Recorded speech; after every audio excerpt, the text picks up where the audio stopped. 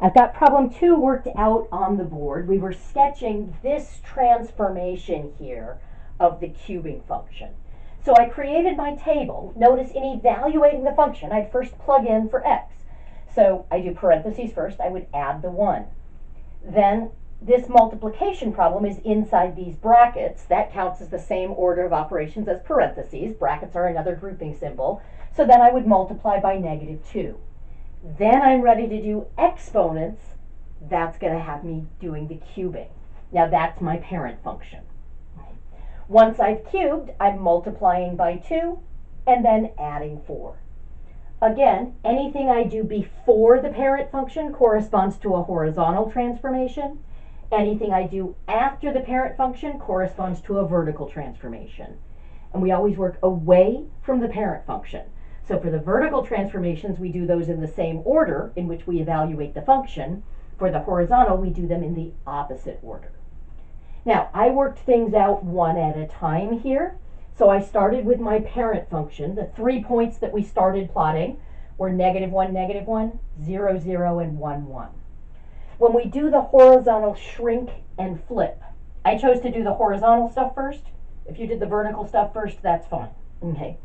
But when we do the horizontal shrink and flip, we're going to do the opposite of multiplying by -2. So we're going to take all of our x values and divide them by -2. So the x value of -1 becomes +1/2. So that becomes this point, +1/2, -1. Dividing the x value of 0 by anything doesn't change it, so that point stays the same. And then dividing this x value by -2, it becomes -1/2. And I can see that did accomplish a shrinking, the graph is less wide than it was, and a flipping. I basically flipped this over horizontally. All right, then we needed to move things left 1. So my x values became -1 plus 1 is 1/2 for this point, 0 plus 1 is 1 for this point, and 1/2 plus 1 is 3/2 for this point. Then, I wish I had a bigger board. Then I came down here and I did the vertical stretch. So now we're changing the y values. So our x values are set. They're going to be 1/2, 1, and 3/2. But now we're doubling our y values. So the 1 becomes a 2. Doubling 0, it stays a 0. And when I double a -1, it becomes -2. So that's our vertical stretch by a factor of 2.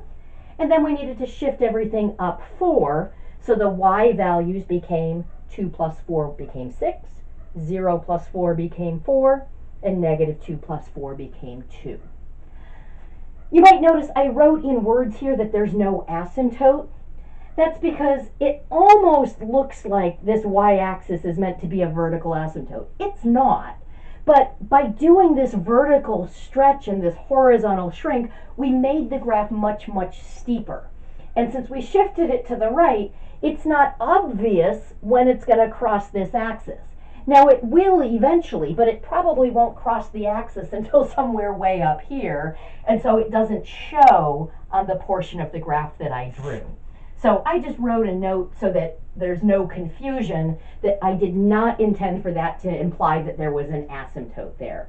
I won't require that you write that in if you have a situation like this, but if you're at all likely to think that means that the y-axis is an asymptote just because the point at which we're going to cross it is so high up that we didn't graph the y-intercept, then I'd encourage you to write that to avoid confusion for yourself.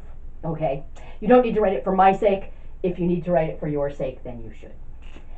Okay, we've got one more problem to do. What I'm going to do is just put it up here on the board, end this video, and before you tune into the next video, suggest that you try this problem on your own.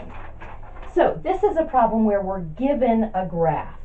So I'm given a function f of x, and let's see, we've got a point at -2, -1, and then we come up to a point 0, 1, and then we come straight over to the point 2, 1.